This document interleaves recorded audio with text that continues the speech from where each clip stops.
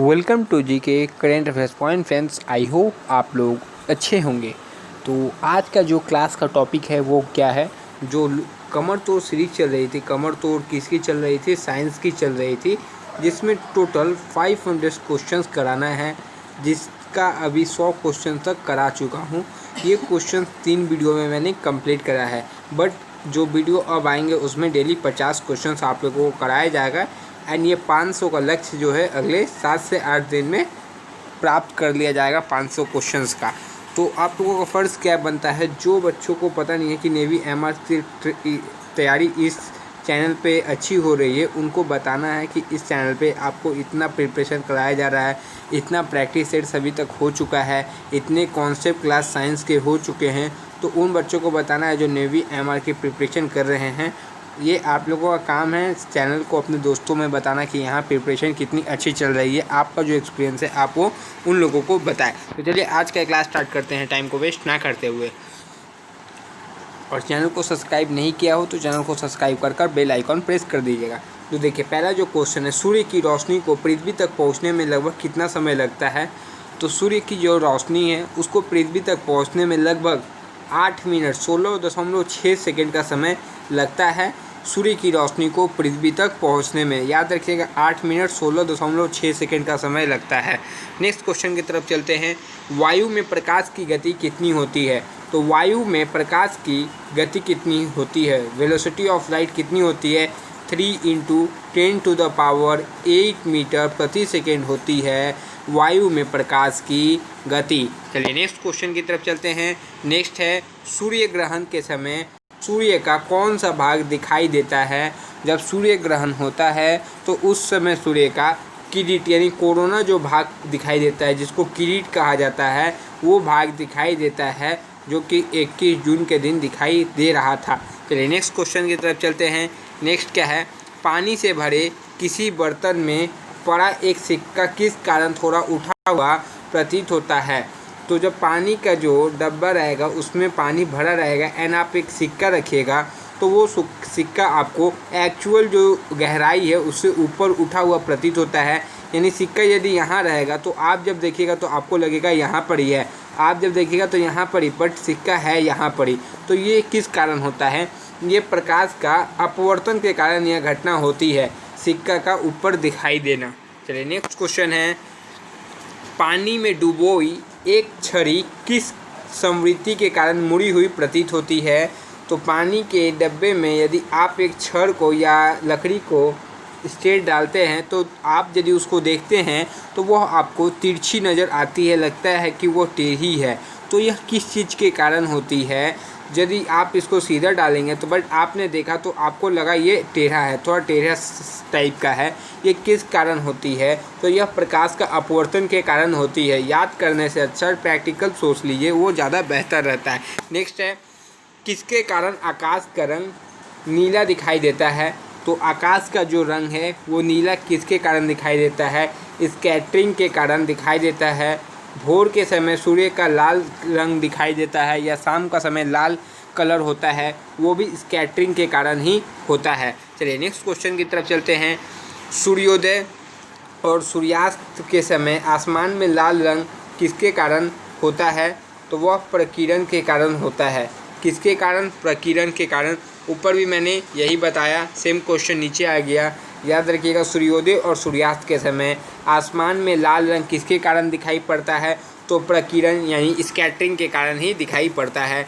Next question है, इंद्रधनुष में किस रंग का विक्षेपण सबसे अधिक होता है। इंद्रधनुष यानी रेनबो में सबसे अधिक विक्षेपण किस रंग का होता है। तो वो बैगनी कलर जो है उसका विक्षेपण सबसे अधिक होता है। एंड सबसे कम पूछा जाए तो लाल रंग का विक्षेपण सबसे कम होता है। इसीलिए सिग्नल में लाल लाइट को यूज़ करते हैं बाकी कलर्स के बजाय, क्योंकि लाल रंग जो है उसका विक्षेपण कम होता है एंड दूर से भी उसे लाल रंग को आप देख सकते हैं, इसलिए लाल रंग का यूज़ किया जाता है सिग्नल्स में। चलिए नेक्स्ट क्वेश्चन है, सूखा बालू चमकीला क्यों दिखाई देता है जबकि गीला बालू धातुहीन होता है। तो आप लोग देखे होंगे सूखा बालू, धूप में जो सूखा बालू है वो चमकीला दिखाई देता है। इसका जो मुख्य कारण है प्रकाश के परावर्तन इसका कारण है। परावर्तन के कारण जो सूखा बालू है वह चमकीला दिखाई देता है, जबकि गीला बालू धातुहीन होता है। नेक्स्ट है, पेरिस्कोप बनाने में कौन सा दर्पण प्रयुक्त किया जाता है? पेरिस्कोप बनाने में कौन सा दर्पण प्रयोग किया जाता है? पेरिस्कोप बनाने में समतल दर्पण का प्रयोग किया जाता है। कौन सा दर्पण का पेरिस्कोप बनाने में? तो समतल दर्पण का प्रयोग किया जाता है। नेक्स्ट क्वेश्चन की तरफ चलते हैं। साबुन के पतले झाग में चमकदार रंगों का बनना किस परिघटना का परिमाण है? तो आपको पता होगा साबुन का यदि आप लोगों ने झाग बनाया होगा या आप बना के देख भी सकते हैं अपने घरों में, तो उसमें देखिएगा एक जो चमकदार रंगों का दिखाई दे सकता है, आपको चमकदार रंग दिखाई देंगे। वह किसके कारण होता है? वह बहुलिक परिवर्तन और व्यक्तिकरण के कारण वह चमकदार रंग दिखाई देता है। तो वो आप शैम्पू या साबुन से बना के देखिए तो आपको वो चमकीला दिखाई देगा। चलिए नेक्स्ट क्वेश्चन है। नेक्स्ट क्या है? पिछली साइड के ट्रैफिक को देखने के लिए, यानी आप यदि गाड़ी में बैठे हैं, जो साइड मिरर्स होता है के लिए ऑटोमोबाइल में किस प्रकार के दर्पण का उपयोग किया जाता है? तो जो गाड़ी चालक है, ड्राइवर है, वो साइड मिरर से देखते हैं कि पीछे वाली गाड़ी मतलब कितनी तेज़ आ रही है, क्या पोजीशन है उसका, उसे देखने के लिए कौन सा लेंस का उपयोग किया जाता है? तो उत्तल दर्पण यानी उत्तल मिरर का उपयोग किया जाता है। नेक्स्ट है, वाहनों के अग्रदीपों में किस प्रकार के दर्पण का इस्तेमाल होता है? अग्रदीप मतलब हेडलाइटों में किस प्रकार का दर्पण का उपयोग किया जाता है? तो क्या है? परावैलिक दर्पण का उपयोग किया जाता है वाहनों के अग्रदीप यानी हेडलाइटों में।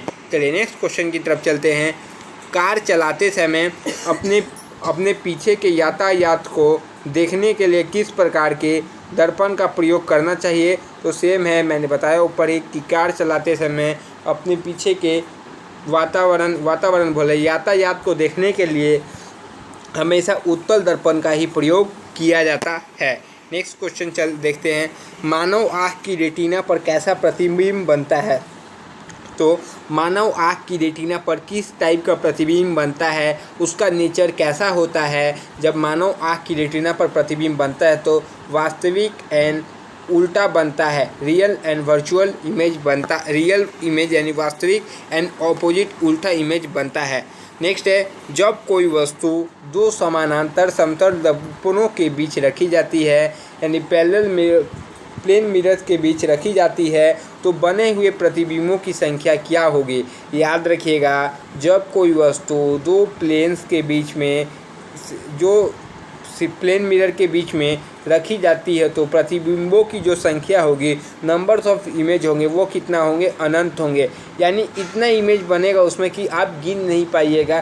प्लेन मिरर्स में इमेज बनते जाएगा, कितना बनेगा आप गिन नहीं सकते हैं। चलिए नेक्स्ट जो है, यदि एक व्यक्ति दो समतल दर्पण जो 60 डिग्री के अनंत पर के बीच खड़ा हो तो उसे कितना प्रतिबिंब दिखेगा? तो इस क्वेश्चन का सही जवाब क्या होना चाहिए? देखिए, जो 60 डिग्री के कोण पर है तो 360 से 60 को डिवाइड कर दीजिए तो यहाँ पर ही 6 आता है। 6 माइनस 1 करने वाला फॉर्मूला है 5। तो आपके एग्जाम्स में फॉर्मूला का ज़रूरत नहीं है, आपके एग्जाम्स में डायरेक्ट ये सेम टू सेम क्वेश्चन आ जाता है आपके एग्जाम्स में डायरेक्ट, इसलिए इसका आंसर 5 याद रखिए। यदि एक व्यक्ति दो समतल यानी दो प्लेन मिरर्स जो 60 डिग्री के कोण पर है, कितने 60 डिग्री के एंगल पर है, अनंत के बीच खड़ा हो तो उसके कितने प्रतिबिंब दिखेंगे? तो याद रखिएगा 5 प्रतिबिंब ही दिखेंगे। नेक्स्ट क्वेश्चन की तरफ चलते हैं। हम पृथ्वी के पृष्ठ पर सूर्य का प्रकाश प्राप्त करते हैं, यह प्रकाश किस प्रकार का किरण पुंज है? जो पृथ्वी के पृष्ठ पर सूर्य का प्रकाश जो प्राप्त होता है, ये किस प्रकार का किरण पुंज है? तो इसका सही जवाब क्या होगा? ये समानांतर प्रकार का किरण पुंज है। चलिए नेक्स्ट क्वेश्चन की तरफ चलते हैं। नेक्स्ट क्या है? डायोप्टर किसकी इकाई है? तो मैंने यूनिट वाले सेशन में इसको अच्छे से कराया है। डायोप्टर जो है वो लेंस की क्षमता यानी पावर ऑफ लेंस की यूनिट है। लेंस पावर का जो यूनिट है वो क्या है? डायोप्टर। याद रखिएगा, डायोप्टर पूछा जाने वाला एक यूनिट है, याद रखिएगा। नेक्स्ट है, श्वेत प्रकाश कितने रंगों से बना होता है? तो यह क्वेश्चन आप लोगों का होमवर्क होगा। 3 से 4 क्वेश्चंस को होमवर्क में दिया जाएगा, तो यह क्वेश्चन आप लोगों का होमवर्क है, कराया हुआ क्वेश्चन है, इसलिए छोड़ा जा रहा है। श्वेत प्रकाश कितने रंगों का मेल से बना होता है? तो कमेंट बॉक्स में ज़रूर इसका आंसर दीजिएगा। नेक्स्ट है, किस रंग का तरंग दैर्ध्य अधिकतम होता है? मतलब तरंग दैर्ध्य पूछा है, वेवलेंथ जो होता है सबसे ज़्यादा किसका होता है? तो लाल रंग का वेवलेंथ सबसे ज़्यादा होता है। वेवलेंथ ज़्यादा मतलब फ्रीक्वेंसी इसकी कम हो गई, याद रखिएगा। नेक्स्ट क्वेश्चन की तरफ बढ़ते हैं। सूर्य की किरणों में कितने रंग होते हैं? तो इस क्वेश्चन का भी आपको जवाब कमेंट बॉक्स में देना है। याद रखिए कौन कौन से क्वेश्चन मैंने पूछा है। एक पूछा है 120 नंबर, एक पूछा है 122 नंबर। तो 2 क्वेश्चन अभी तक पूछ चुका हूँ, उसका आंसर आपको कमेंट बॉक्स में देना है। नेक्स्ट है, यदि वायुमंडल ना हो तो पृथ्वी से आकाश किस रंग का दिखाई देगा? इफ़ वायुमंडल नहीं होगा तो पृथ्वी से आकाश किस रंग का दिखाई देगा? तो काला जो है वो दिखाई देगा। किस रंग का? काला रंग का दिखाई देगा। नेक्स्ट क्वेश्चन की तरफ चलते हैं। फोटोग्राफिक कैमरे का कौन सा भाग आँख की रेटिना की तरह कार्य करता है? तो फोटोग्राफी कैमरे का कौन सा भाग है जो आँख की रेटिना की तरह कार्य करता है? तो फिल्म एक जो भाग है वो आँख की रेटिना की तरह कार्य करता है। नेक्स्ट है, कैमरे में किस प्रकार का लेंस उपयोग किया जाता है में लाया जाता है? क्वेश्चन कराया हुआ है इसलिए ये भी होमवर्क है। याद रखिए जो क्वेश्चन होमवर्क पर दे रहा हूँ, क्वेश्चन को बाद में वीडियो देख के ज़रूर उसका आंसर दे दीजिएगा सेकेंड टाइम जब वीडियो देखें तो। नेक्स्ट है, मानव की आँख वस्तु का प्रतिबिंब किस भाग पर बनाती है? मानव की आँख वस्तु का प्रतिबिंब किस भाग पर बनती है? यानी वस्तु का जो प्रतिबिंब है मानव की आँख पर कहाँ बनती है? तो वह किस भाग पर बनती है? जिस भाग पर बनती है उसका नाम रेटिना है। याद रखिएगा जो आँख पर वस्तु का प्रतिबिंब बनता है वह रेटिना पे बनता है। नेक्स्ट क्वेश्चन है, आँख के किस भाग द्वारा आँख में प्रवेश करने वाले प्रकाश की मात्रा नियंत्रित होती है? यानी प्रकाश की मात्रा जो नियंत्रित करने का जो आँख का अंदर का काम है वह किसका काम है? तो आइरिस का काम है। क्या कि जो प्रकाश आती है बाहर से उसको कंट्रोल करना, उसको नियंत्रित करना कि कितनी प्रकाश आपके आँख के लिए सूटेबल है। एक प्रकाश ऐसा आ जाएगा कि आपको आपकी आंखें बंद करनी पड़ जाएगी, वो आपको जो इरिस है वही नियंत्रित करता है कि कब आपको कितनी प्रकाश देखना है। तो यह काम किसका है? आइरिस का है। नेक्स्ट क्वेश्चन की तरफ चलते हैं। नेत्रदान में दाता की आँख के किस हिस्से की प्रतिरोपित किया जाता है? याद रखिए यदि किसी को कोई नेत्रदान यानी आँख का दान करता है उसमें उसका कौन सा भाग दिखाई दिया जाता है? पूरी आँख को नहीं दिया जाता है। कॉर्निया जो आँख का एक छोटा भाग है नेत्रदान में वही दिया जाता है, ना कि पूरा आँख को ट्रांसप्लांट किया जाता है। याद रखिए कॉर्निया ही ट्रांसप्लांट किया जाता है एक व्यक्ति से दूसरे व्यक्ति के आँख के लिए। चलिए नेक्स्ट क्वेश्चन है, स्वस्थ नेत्र के लिए स्पष्ट दृष्टि की न्यूनतम दूरी कितनी होती है? जो स्वस्थ आदमी का कोई स्वस्थ आदमी है उसकी नेत्र का जो स्पर्श दृष्टि है उसका न्यूनतम दूरी कितनी है? तो 25 सेंटीमीटर जो दूरी है एक स्वस्थ आदमी उसके लिए न्यूनतम दूरी है, और ज़्यादा किसी का कितना भी हो सकता है वो कोई नहीं बता सकता, पर न्यूनतम जो है वो 25 सेंटीमीटर है। याद रखिए। यदि कोई नेक्स्ट क्वेश्चन क्या है, यदि कोई व्यक्ति दूर की वस्तुओं को स्पर्श नहीं देख सकता है तो उसकी दृष्टि में कौन सा दोष होगा? यदि कोई व्यक्ति जो है वह दूर की वस्तुओं को स्पर्श रूप से ना देख सके तो उस दूरी को क्या, उस दृष्टि दोष को क्या कहते हैं? निकट दृष्टि दोष कहते हैं। क्या? निकट दृष्टि दोष।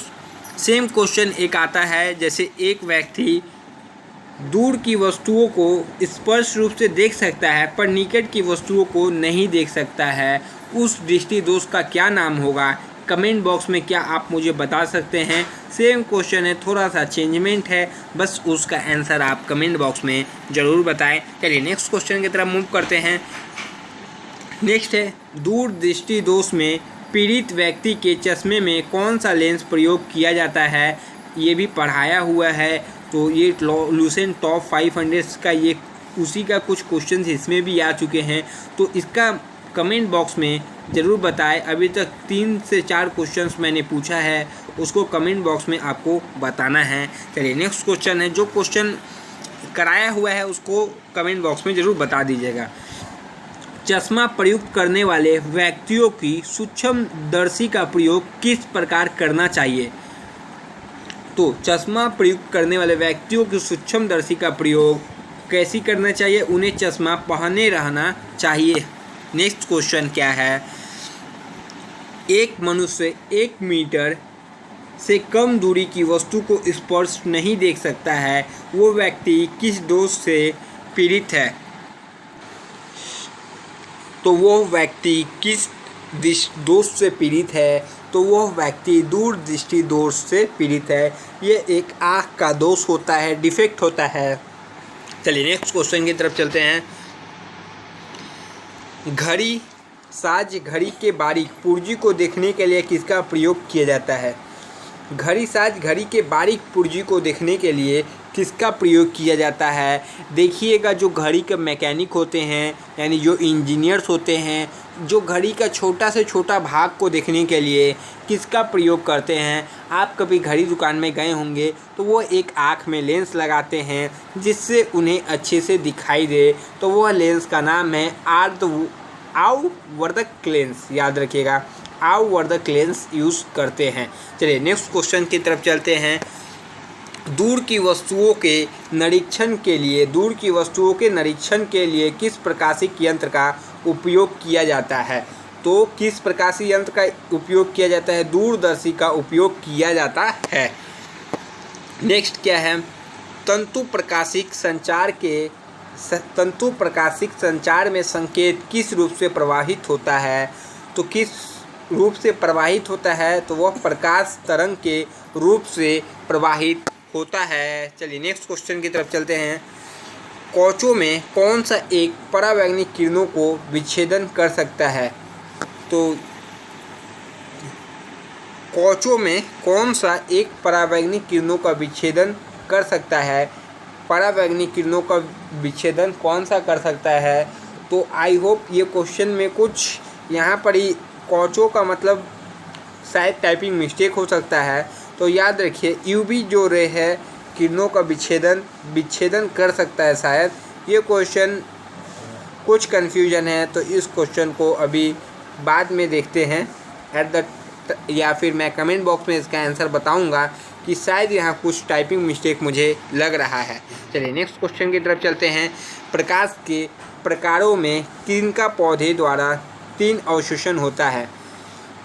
याद रखिए, प्रकाश के प्रकारों में किनके पौधे द्वारा 3 अवशोषण होता है? नीला और लाल का। किसका? नीला और लाल का। चलिए नेक्स्ट क्वेश्चन की तरफ चलते हैं। जब प्रकाश की तरंगे वायु से कांच में होकर गुजरती है तब कौन सा परितय प्रवाहित होंगे? कौन सा जो प्रवाहित होंगे? तो वह केवल तरंग दैर्घ्य और वेग जो है प्रवाहित होंगे। इफेक्ट इन्हीं पे पड़ेगा, फ्रीक्वेंसी पे इफेक्ट नहीं पड़ता है। तो ये क्वेश्चन भी पूछे जाने वाले क्वेश्चंस में से है।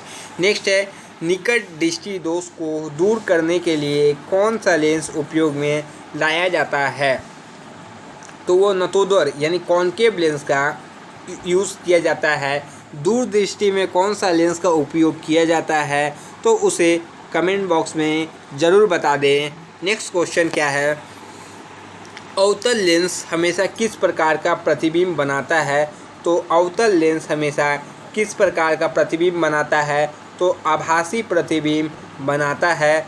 यदि उत्तल लेंस पूछा जाए तो उत्तल लेंस किस प्रकार का प्रतिबिंब बनाते हैं? तो कमेंट बॉक्स में इसे भी ज़रूर बताएं यदि आपको पता हो, नहीं तो मैंने दूसरे वीडियोस में कराया है इसलिए मैंने पूछा आपसे। संचार में प्रयुक्त फाइबर ऑप्टिक केबल किस सिद्धांत पर कार्य करता है? तो संचार में प्रयुक्त जो है फाइबर ऑप्टिकल्स किसके सिद्धांत पर कार्य करता है? तो यह प्रकाश के पूर्ण आंतरिक परिवर्तन यानी टोटल इंटरनल रिफ्लेक्शन के ऊपर कार्य करता है। नेक्स्ट क्वेश्चन की तरफ चलते हैं। श्वेत प्रकाश को नली में कैसे पैदा करते हैं? जो श्वेत प्रकाश है उसे नली में कैसे पैदा करते हैं? तो वह तंतु को गर्म करके श्वेत प्रकाश को नली में पैदा करते हैं। नेक्स्ट क्वेश्चन है, प्रकाश की गति किसके बीच जाते हुए न्यूनतम होती है। तो इस क्वेश्चन का होमवर्क आप लोगों के लिए है। कुछ क्वेश्चंस का मैंने आंसर लिखना छोड़ के रखा है क्योंकि मैं चाहता हूँ उसका आंसर आप वीडियो के कमेंट बॉक्स में दे, वरना मैं इसका आंसर शाम तक पिन कर दूंगा। कमेंट बॉक्स चेक कर लिया कीजिएगा, कोई भी क्वेश्चन में कुछ भी मिस्टेक होता है तो वो मैं कमेंट बॉक्स में कुछ देर के बाद ही बता देता हूँ।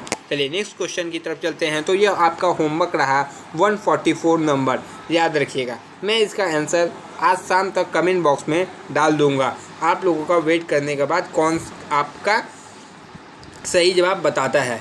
नेक्स्ट क्या है, नेक्स्ट देखिए 145। किसी तिथि को दोपहर को आपकी छाया, किस तिथि को दोपहर को आपकी छाया जो होती है वो सबसे छोटी होती है। तो यह क्वेश्चन भी आपका होमवर्क रहेगा। कुछ क्वेश्चंस मैंने होमवर्क तौर पे रखा है, उसको आपका आंसर बताना है। बताइएगा 145 का आंसर ये है, 146 का आंसर ये है। नेक्स्ट है, फोटोन किसकी मूलभूत यूनिट है। तो सेम आपका ये भी होमवर्क रहेगा 145, 146। जो मैं होमवर्क बोलूँ उसे एक बार और देख के सही जवाब बताना है। नेक्स्ट है, विकिरण की कण प्रकृति की पुष्टि किससे की जाती है। प्रकाश वैद्युत प्रभाव से की जाती है। याद रखिए, विकिरण की कण प्रकृति की पुष्टि किससे की जाती है। तो प्रकाश वैद्युत प्रभाव से। नेक्स्ट है, नेक्स्ट क्या है, अविंदुकता का दोष दूर करने के लिए किस लेंस का प्रयोग किया जाता है। तो वह सिलेंड्रिकल लेंस का प्रयोग किया जाता है। नेक्स्ट क्वेश्चन की तरफ चलते हैं। प्रत्यावर्ती धारा को दिष्ट धारा में किसके द्वारा बदला जाता है। तो रेक्टिफायर के द्वारा प्रत्यावर्ती धारा को दिष्ट धारा में बदला जा सकता है। और आज का ये आखिरी क्वेश्चन, बिजली के बल्ब का फिलामेंट किस तल से बना होता है, किस तंतु से बना होता है। तो यह टंगस्टन का बना होता है बिजली के बल्ब का फिलामेंट। तो मैंने 6 से 7 क्वेश्चन आपसे पूछा है इस वीडियो में। यदि आप लोगों ने क्वेश्चन नहीं लिखा हो तो फिर एक बार वीडियो देख ले फास्ट मोड में करके, और वो क्वेश्चन का आंसर आपको कमेंट बॉक्स में देना है। बाकी जो क्वेश्चंस का मैंने आपसे आंसर पूछा है, यदि आप नहीं भी बता सकते हैं तो मैं उसको कमेंट बॉक्स में आपके लिए ज़रूर बता दूंगा कि इतना नंबर का आंसर ये है। मैं शाम तक आपको उसका आंसर कमेंट बॉक्स में पिन कर दूंगा, आपका वेट करने का बाद कि आप लोग वो आंसर दे पाते हैं या नहीं। मैं भी देखना चाहता हूं कि कितना आपको याद रहता है पढ़ाया हुआ। तब तक के लिए जय हिंद फ्रेंड्स, नेक्स्ट वीडियो में आपसे मिलेंगे। वीडियो कैसा लगा कमेंट बॉक्स में ज़रूर बताएं, एंड अपने फ्रेंड्स के साथ शेयर कीजिए जो नेवी MR की प्रिपरेशन कर रहे हैं। जय हिंद।